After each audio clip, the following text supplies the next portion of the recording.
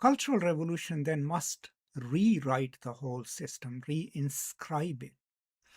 And within that, every one person has their role to play. And that role is played through thinking critically of the world in which we exist, our past experiences, and constantly trying to change things collectively, but also individually in our own actions.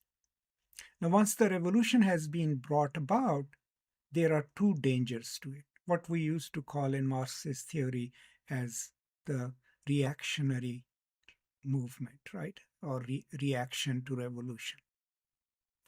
One is that we lose sight of what we fought for and stop thinking of our own actions critically.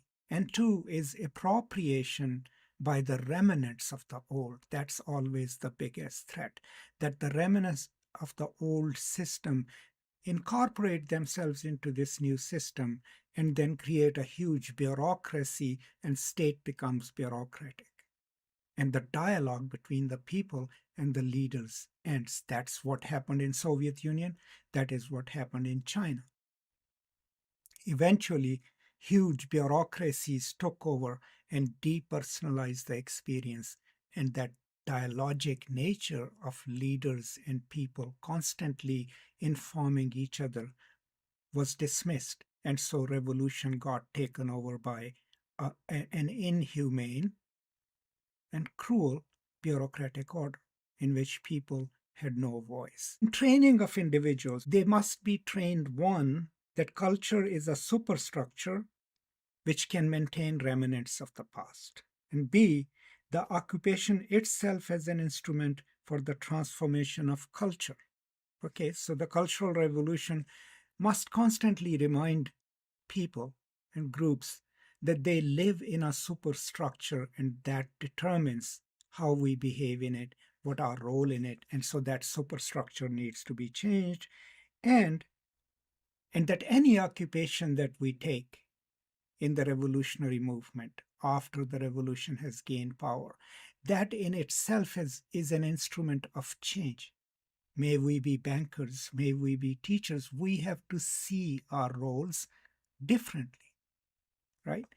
And that's why what he's saying is that in the counter-revolutionary movement, sometimes it will be the remnants of the old, right? Military, physicians, doctors who would take up the positions that need to be filled, but their actions will be informed by the ideas of the old system. But sometimes it can be the revolutionaries themselves who take positions of power and then foreclose any dialogue, right?